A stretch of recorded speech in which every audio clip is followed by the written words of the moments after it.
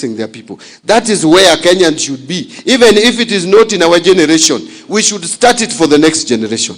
So that 100 years from today, Kenya can be able to run. Don't be selfish. Don't ask yourself, why do we think about 100 years? If our great-grandfathers were never selfish, we would be in a better position today.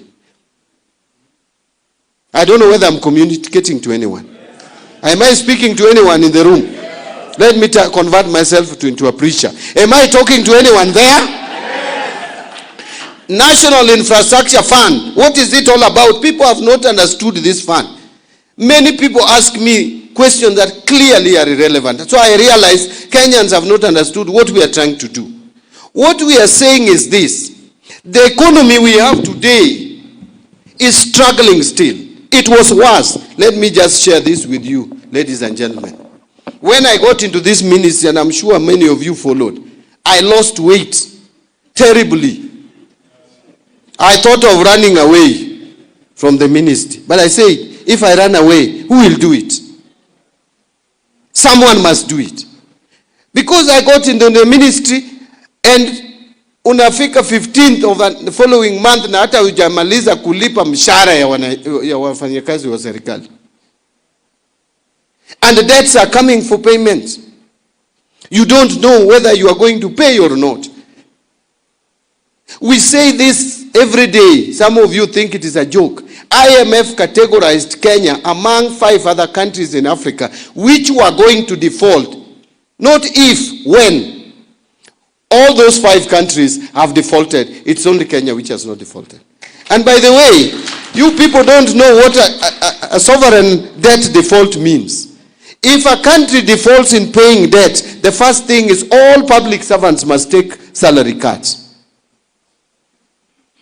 For us to be bailed out by IMF, World Bank, they will come and tell us, okay, you have found yourself in a mess. We have to clean you. You are dirty. To clean you, you start with yourself. Everybody, 50% pay cut.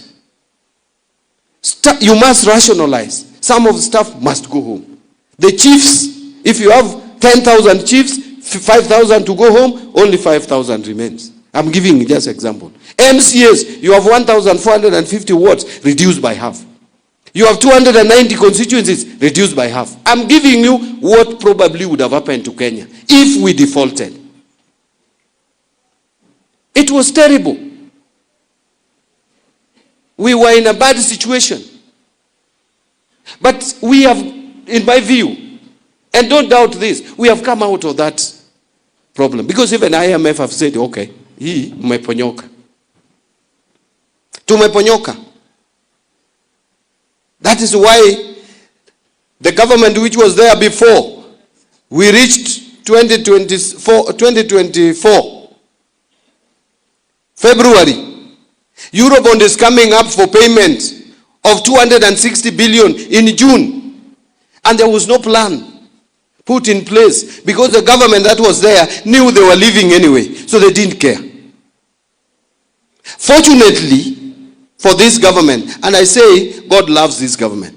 Hata kama unasema one term, hiyo ni yako, hiyo ni ya shetani. Mungu anapenda hii serikali, we will have 2 terms. And I will tell you why. Something that no one ever expected. The market opened and this government went to the market, got another Eurobond and refinanced the other Eurobond. It was luck. I will tell you, it was not any economic magic. It was luck for the country of Kenya. But that luck, we didn't want it to extend further. That is why last year, in February, March, because we were aware that another Eurobond is coming up for payment in 2027, May, just a few months to election. Another huge one, we decided to deal with it earlier. And we managed it. That risk was taken out.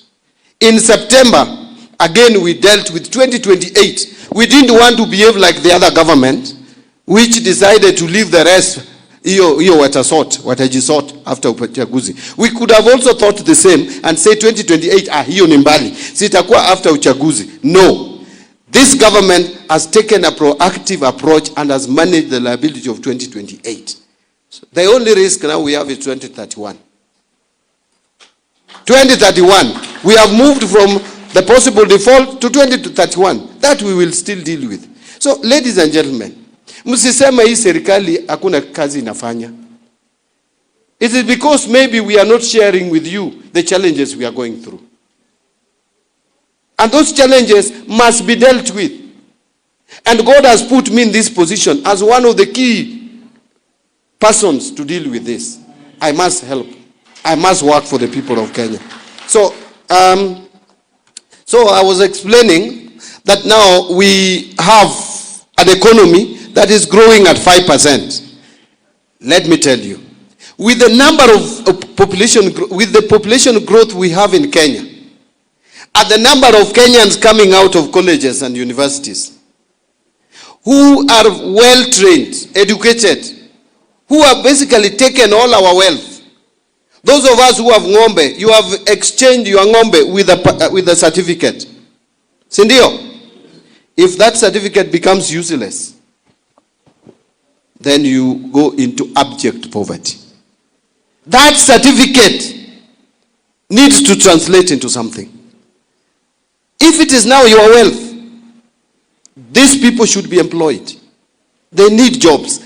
Kenya will not create enough jobs for our youth if we don't grow at 7% or 7.5% the economy.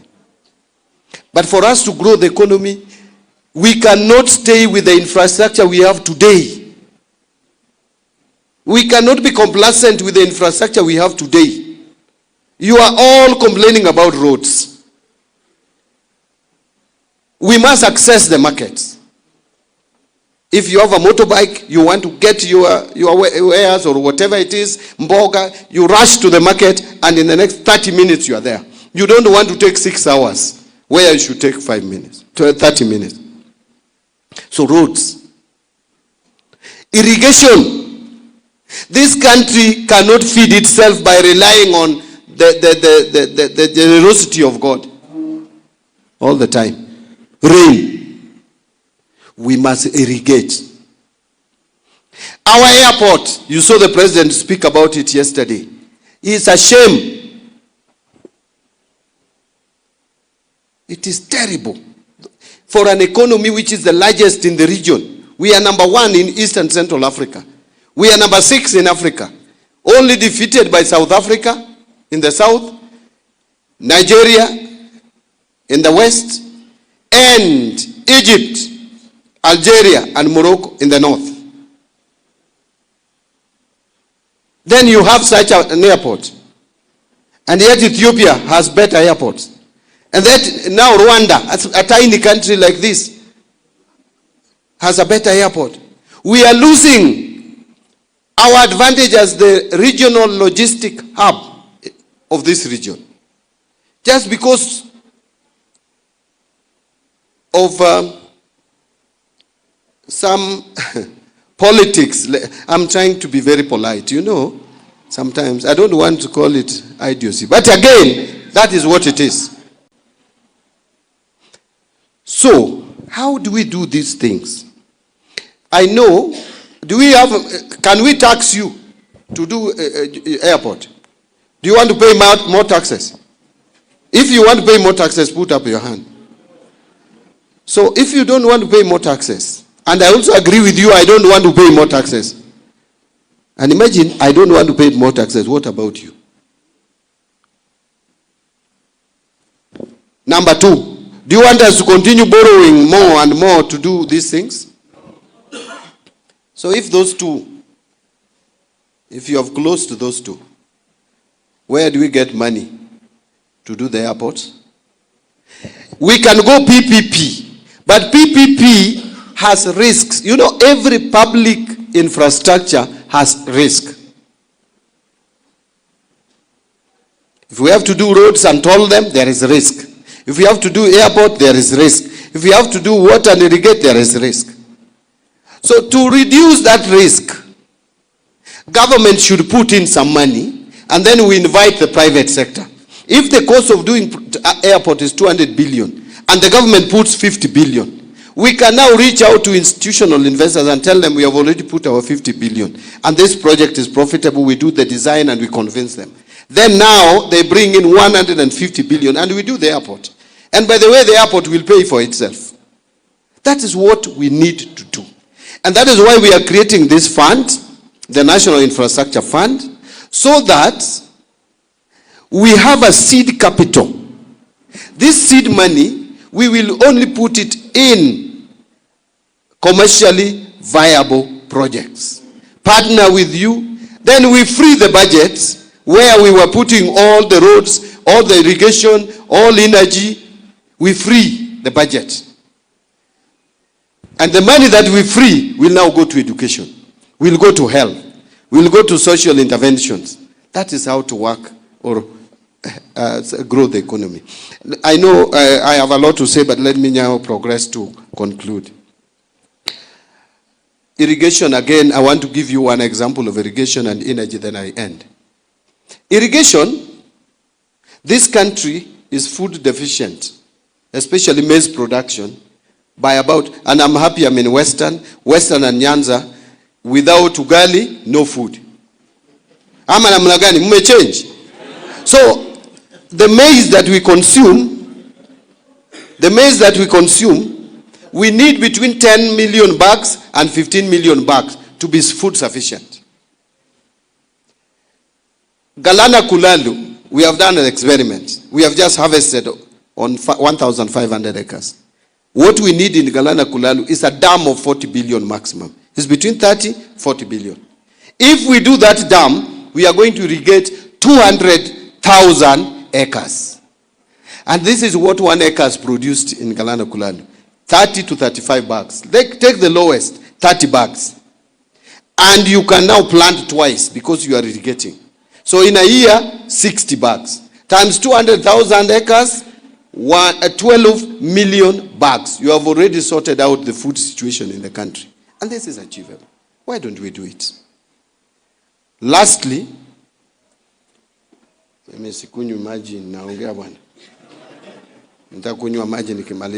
lastly is the energy.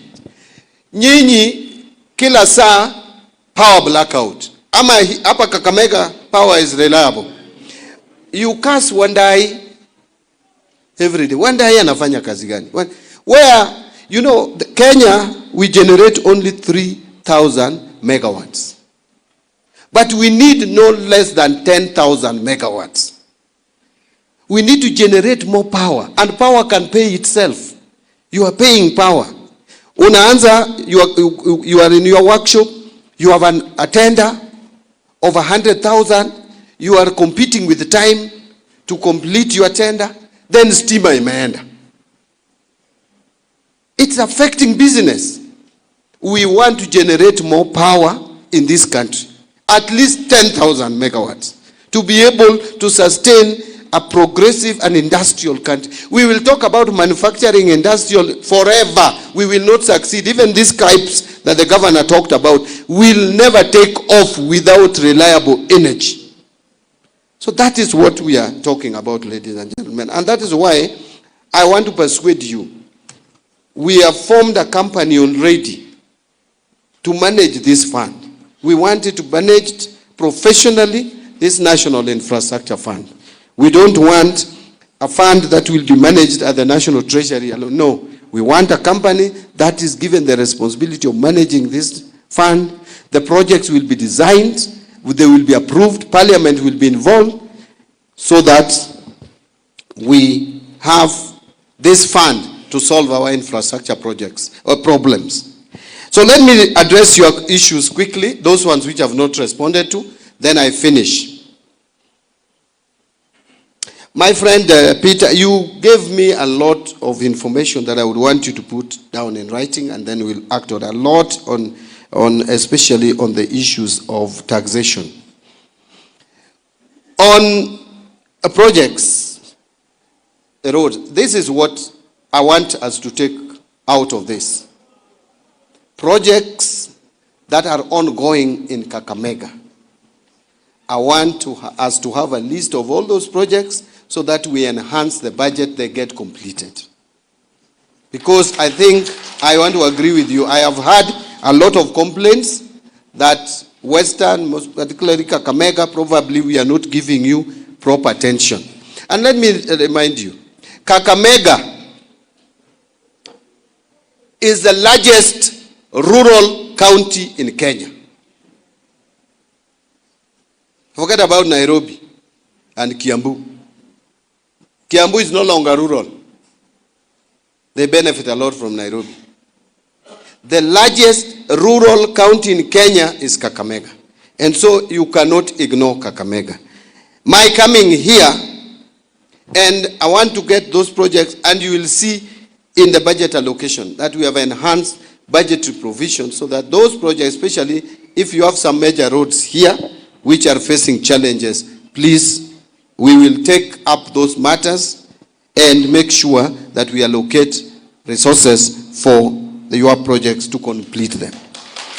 But you will also agree with me, members, that the national government has not forgotten you completely, because we are doing Bukungu Stadium. It's probably after the stadium in Nairobi, after the 3 stadium, Bukungu will be the 4th in terms of size. Forget about the others being done even in Mutembei. Hizo ni za local matches. The only stadium we'll have in Kenya after Talanta is Bukungu. I know, because I sit on the table. So this talk that we are not thinking about Kakamega is not correct. It's not correct. But we can do more, isn't it? Yeah, let's talk about doing more. So let me tell you, since Moi did Kasarani, Kibaki did no stadium, Uhuru did no stadium of international standard where we can play matches. It's only RUTO who has done Talanta and now doing Bukungu. So, hospitali. Hiyo hospitali ilianzishwa na county government. Si ndio? Na Oparanya. Tumeweka pesa hapo, and the KDF is going to complete it this year. Ndiye ikuwe another level 6. Imagine the whole of this region from Migori covering Kisii, Nyamira, paka, I don't know, is it Bungoma mwisho huku ama ni Kakamega? Ni Bungoma. We have not had any level 6 since Kenya got independent. Right now we are going to have 3. Kisumu, Jaramogi, Kakamega, and Bungoma. And you know what? Kakamega has got a huge allocation for infrastructure. Bungoma is also getting money from African Development Bank in billions. 2 hospitals here. Sasa zingine nashangaa nyinyi, kwa nini mnachukia hii serikali na inaendelea na inafanya kazi mzuri? Ama mjachukia hii serikali? Muko sawa? But so I want to give you my word. The roads that are ongoing, we will make sure we put more money on those roads. I will talk with my colleague, and he's a very listening minister, Chirchir. We put money. I will tell him we prioritize those roads which have taken years to conclude. And all roads are stalled. Uhuru left all roads in this country stalled. Akikuja hapa naona mnashangilia yes, and I don't even know. But I think when someone leaves office, people forget, which is okay. Because I will also leave office, forget about the bad things I've done. But the truth is that road construction in this country is stalled. It is this government which has restarted the roads. Sendio? And we will make sure that these roads are completed so that Kenyans get services. Let me move quickly because sijaingia maneno ya siasa hapo. I think I've addressed, in fact, what I did was to address most of these things in my discussion around the national infrastructure and around privatization. But there are specific things like women empowerment, water, allocation to water resources. But you see, For Kakamega town, see, I have been helping you through my ministry. Floka, you are going to have some water running. We'll fast track that process. I don't know whether it is complete or it is nearing completion. It is nearing completion.